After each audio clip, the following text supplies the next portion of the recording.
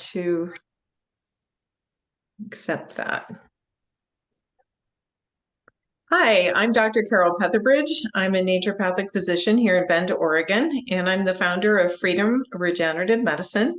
I'm a women's healthcare expert, and I specifically work with women with urinary incontinence and help them with sexual wellness. And I recently had a women's intimate health support circle in January, which was attended by 90 plus women. And Haelan House was a sponsor of that event. So I'm really excited today to be here chatting with two of the lovely ladies that make Haelan House possible. And they brought the most amazing food to the event. So it was really a great offering that you made to the community to help support the circles where we start to have conversations about things that maybe aren't comfortable, or women don't know where to ask or how to ask or who to ask. So I would first like to introduce you, Cheryl. Cheryl is the co-founder of Haelan House. So can you tell us a little bit about yourself and your background, Cheryl? Sure.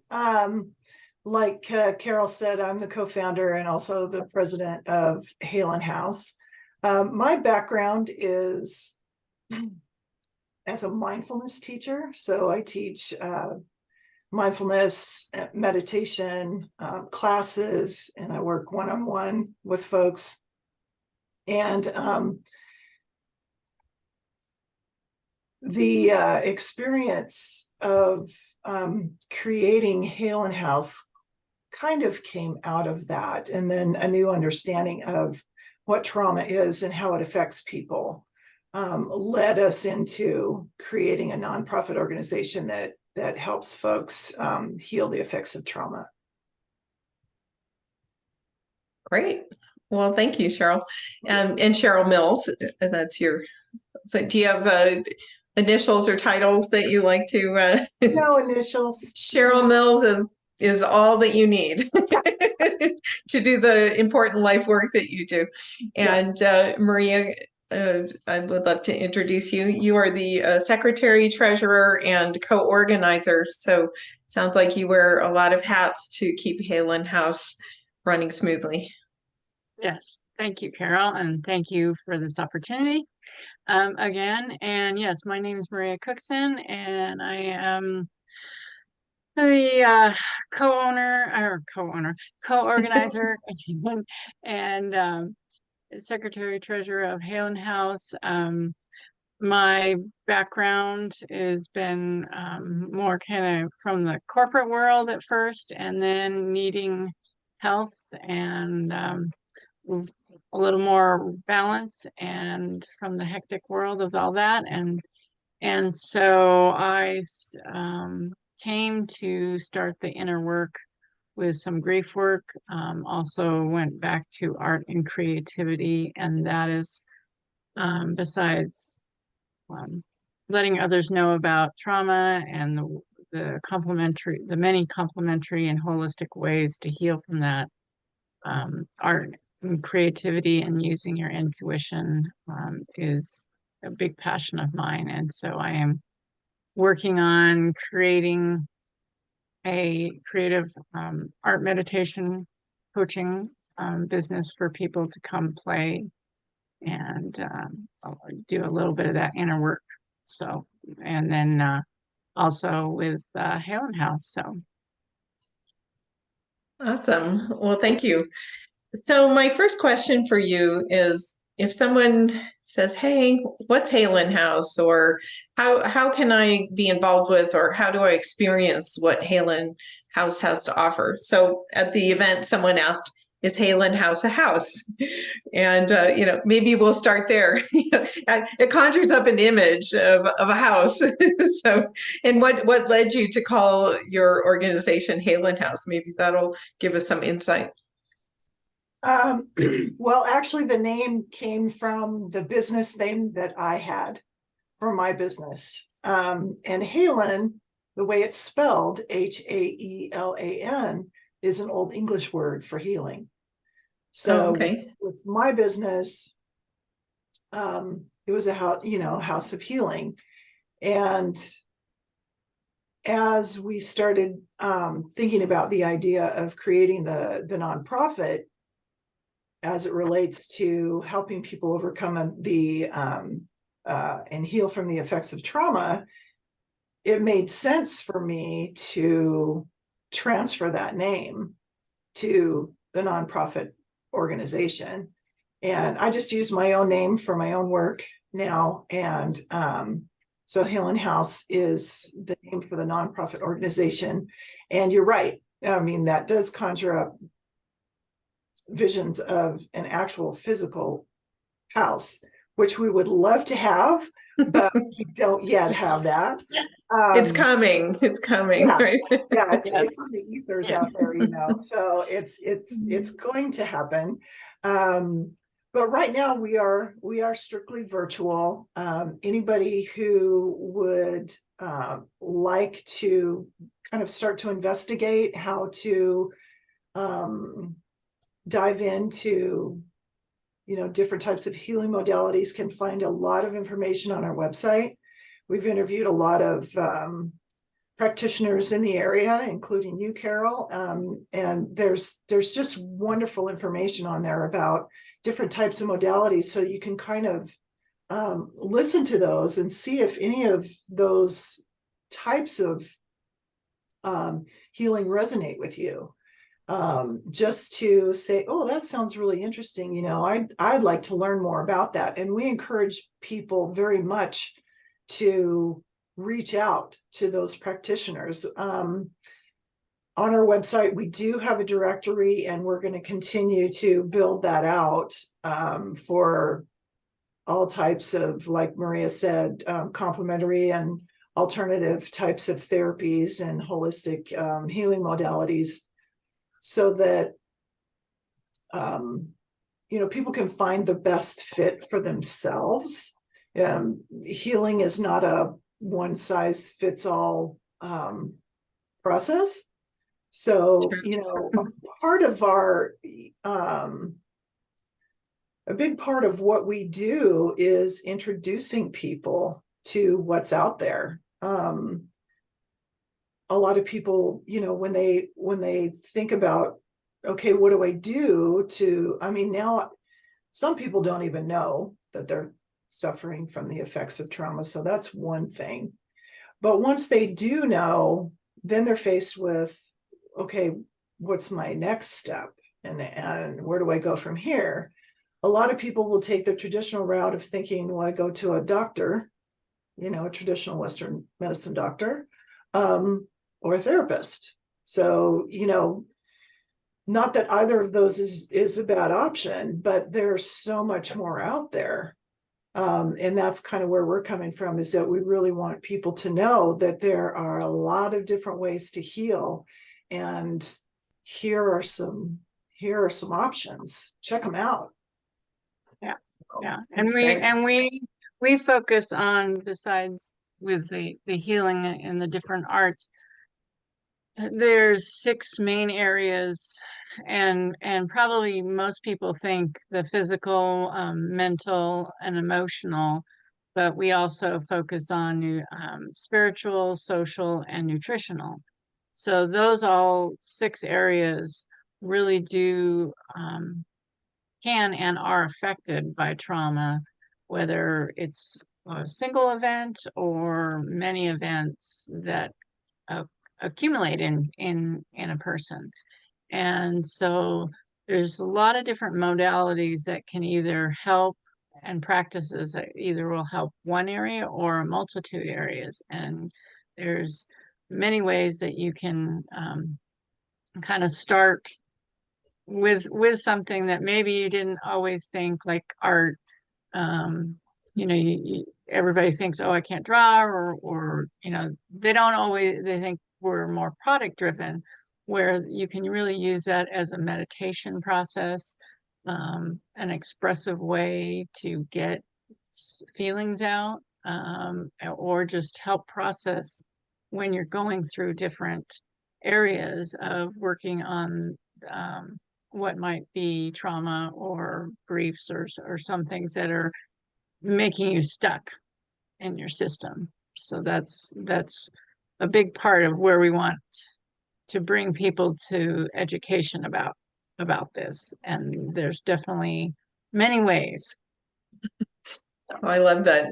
And we share a common passion as far as really educating and offering options and helping people learn about their situation, whether it's trauma or if they're dealing with urinary incontinence. There's a lot of similarities there that, often will come into a situation from different levels. As you said, Cheryl, someone may just be acknowledging the fact that, oh, I've been in a traumatic situation, or they're much further down the line and they've been doing a lot of work, but maybe they haven't incorporated art, or they haven't thought about the nutritional piece, or so there's quite a bit of opportunity and people that are already doing similar to what we're doing in creating these networks and creating information and creating ways to gather and ways to explore and find solutions together. So I felt very akin to you in the process when we met, and how we've worked together to really show people opportunity, show people options, and that's really a great synergy we have. So during the event a couple weeks ago, the big question was asked, and I wanted to further explore this with you today, is, do we ever really heal? Is healing or complete healing possible with trauma? And I think it could also be a bigger question of, is complete healing possible on many levels? But I think your flavor tends towards trauma because of the work and the resources that you have. But I wanted to, if you've had some time to reflect on that question, is there anything you want to add or explore together around that today? Well, yeah, I'll jump in first. Please do. Because it's not the first time that question has come up. And it really, I had to sit with it this morning, and I had to write some things down, and I did. So forgive me if it looks like I'm reading, because I am. Yeah, please do. But so a definition to heal means to cause to become sound or healthy again.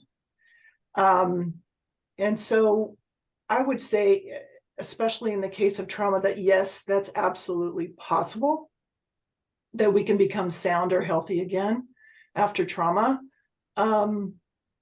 It doesn't mean to eliminate or get rid of. Mm-hmm. It does mean to be able to alleviate a person's distress or anguish. So the time it takes to get to that point is going to be different for everybody. And it's going to be based on the work that they do, whether or not they get re-traumatized in the process. So one of the things that we advocate for is working with people who know what it's like to be traumatized, so that they're not causing harm while they're working with you.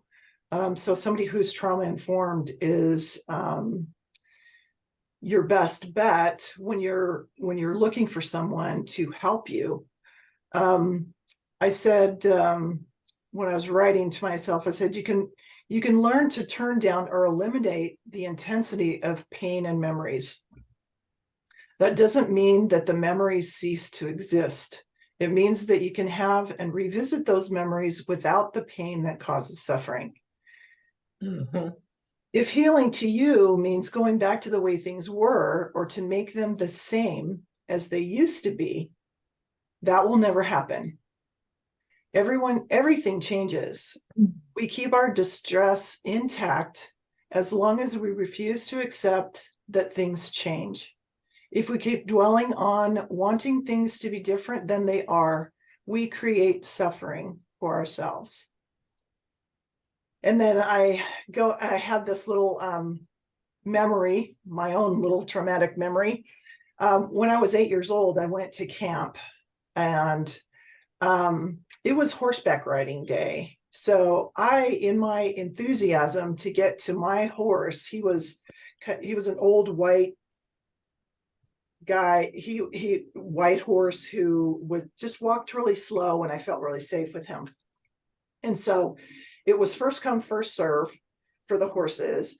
And I was so excited. I was the first one in line, and I start running for the horse area, and bam, I hit something and I landed on my back. I had run straight into a barbed wire fence. Oh, goodness. And it split my lip open. And so gushing blood, and holding my lip, the counselors make sure I'm taken to the emergency room, and they proceed to have to numb that area, which is another horrible experience in and of itself. But they got me stitched up, and over a period of weeks, that wound healed. So in the case of you can think of a physical injury, does that heal? Yes. In this case, that physical cut healed. There's a scar. So I have that reminder that happened. In trauma, we also have reminders. Sometimes there's scars that you can't see, but there's always going to be a memory of what it was that happened to you. It may not be something that you can see, but it's something that's there. And can you work to overcome the distress from those memories? And yes, you can. Do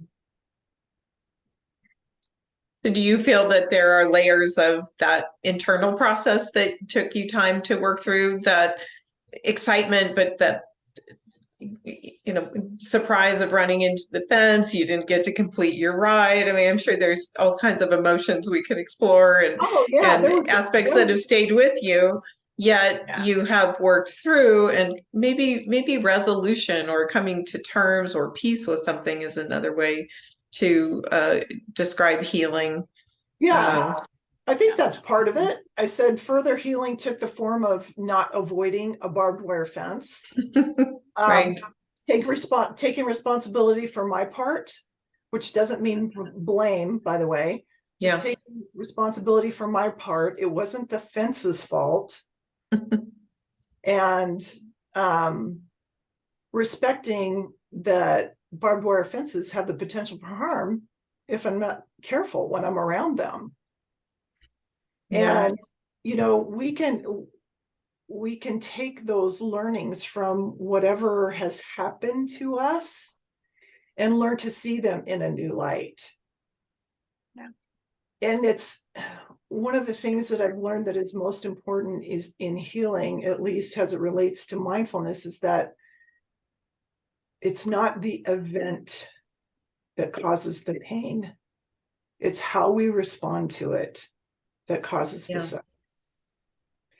And so, we can get stuck as long as we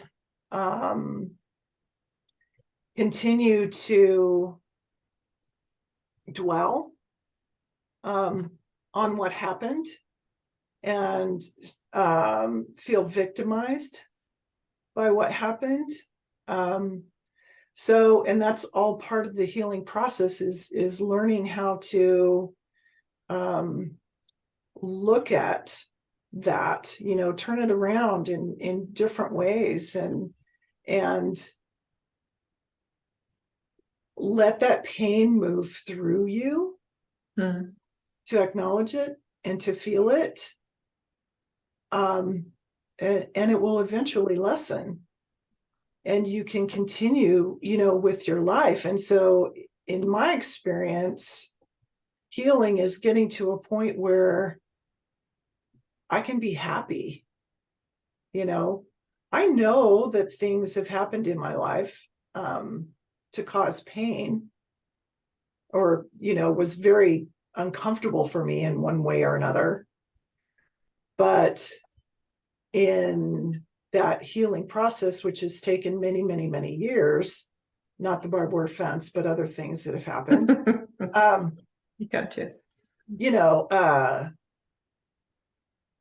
The more I work with it and the more that I can distance myself from that event, the better I feel and the better I do. And I think that's possible for everybody. And not everybody, not everybody's going to do that, but it is possible. Yeah. So does that make sense? Yes, no, that's great. And I love your example because there's so many different examples of trauma, from childhood trauma to sexual trauma to relationship to financial to health to environmental, natural disasters. I mean, there's so many different ways that we experience trauma, but I love the thread of healing, meaning getting to a place of acceptance, really is how I would sort of sum up what you just shared.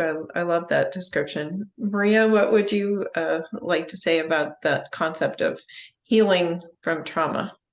Yeah, no, thank you, Carol. Yeah, and Cheryl, thank you for and the example. And I didn't have one like that, but I was thinking in the same vein of just like physical. Many of us have something that a physical trauma that may scar,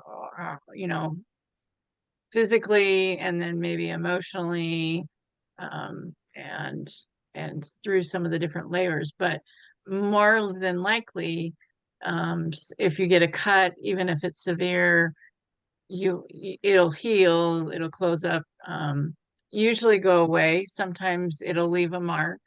And I think that's kind of how, when we can, that's, I think, some of the life experiences as a whole. And that, like, I wasn't always taught, eh, some of the societal stuff. I think we were taught, to not have the emotions or stuff it down, or you just get through it.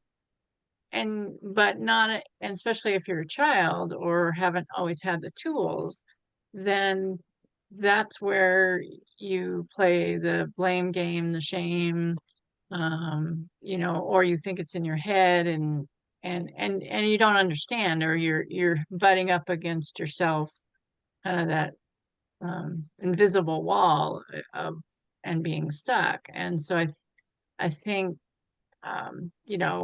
all of these things that we experience in life, we need contrasts. And unfortunately, there are times when things are not very fun or pleasant.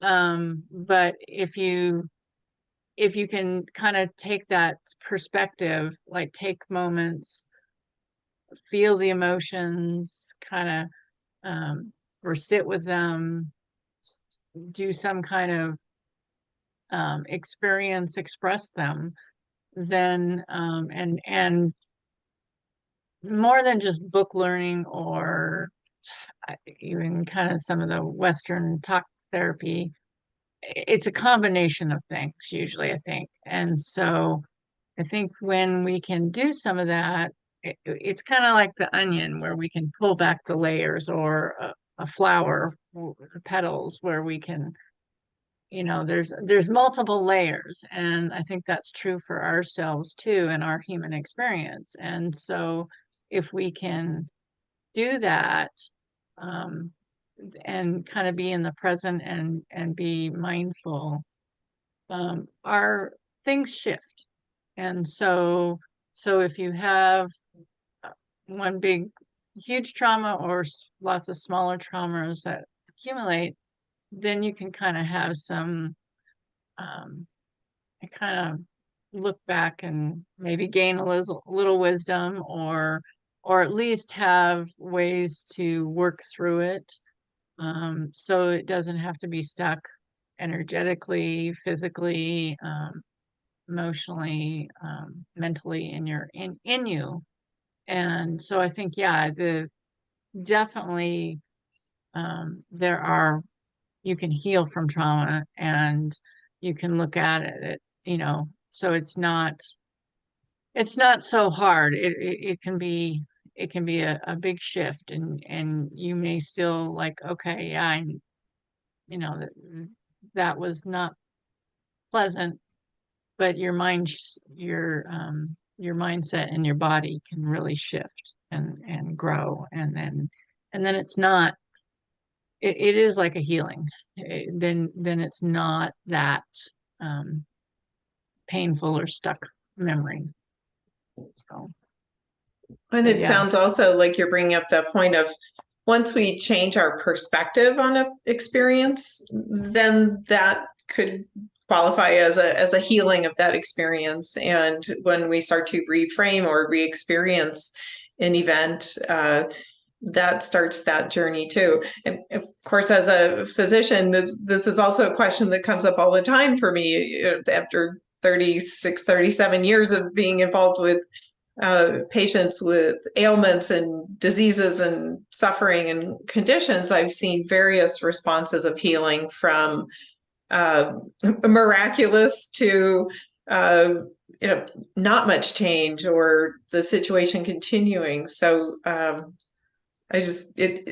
sure we could chat for probably about 10 more hours, maybe 10 more weeks, or 10 months about this. It's a really big topic. And I like the point you brought up, Cheryl, of a trauma-informed practitioner or support. And that's something, I'm working with women in their pelvic region.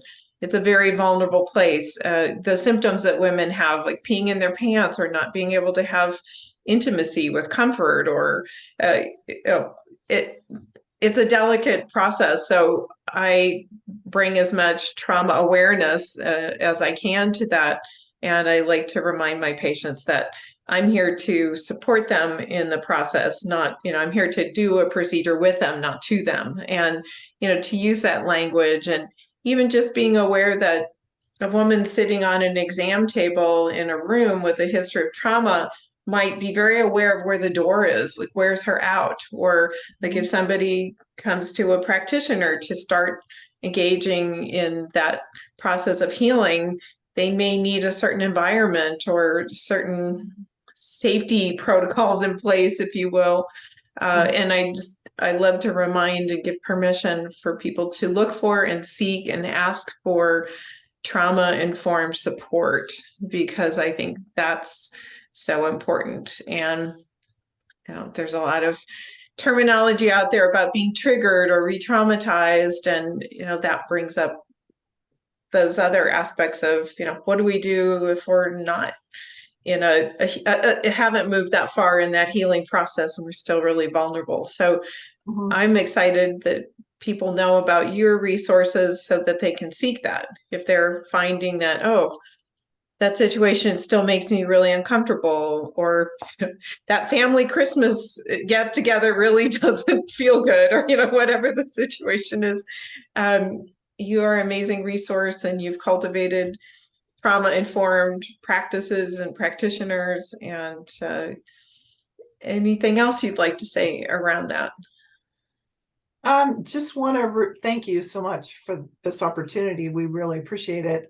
Just want to put a bug in people's ear about the Healing Trauma Conference. Yes. May 6th. We'll be exploring more tools that are easy to use and can help people just start moving forward in their process of healing. So, and I'm going to go out on a limb here and say just about anybody could qualify to come to your conference, right? Oh, absolutely. Yeah. Meaning, trauma is a personal assessment, I guess, is what I'm pointing out, and that different levels of where we're at with trauma, we can all use support in some way. Sometimes having a cloudy day is traumatic. Yeah. Oh yeah. Yeah. I'm kidding. We live in a sunny area, so that was kind of a bad joke. Well, but it can be for, I mean, you can, all of a sudden you can just kind of be in a bad mood because we haven't been in a sunny, people around here, about, we're in the beginning of the year, so usually people kind of can get a little antsy at this time of year, if they've been here, and they start seeing like, oh, the calendar, well, we're done with the, December, January, we should be starting to have warm weather or whatever, spring, and so that can be traumatizing, even though it is funny, but people do get like triggered by, and then they go in this negative speak kind of a thing, and so it's possible, but and thank you, Carol, for this opportunity, and I want everybody to just know that none of us are alone. I mean, we all have a single journey and we've all had individual experiences, but just know that there are more people that have had similar journeys, and can relate to you, and can relate to each other. I mean, that's a big thing that we want to let people know. Besides, there's different resources and the education on trauma, but also the community aspect, and not having, being support for everyone. So just know that it is possible to heal, and there are others that are going through things or have gone through things that you can reach out. So, but That's so a thank great you. that's very reassuring. Thank you, Maria. And so haelanhouse.com, is that your website? It's haelanhouse.org. Okay, so HAELAN house.org is how people can find your website and get that information. Okay, that's great to know. And somehow I'll try to magically include all that information when I send this out to the folks that attended the conference or event in January, and give them further resources and how to reach out and get that support and help in the community. So thank you both again for taking this time today to follow up and add even more information and continue the conversation that we started in January. So thank you. Great. Thank you. Thank Take you. care.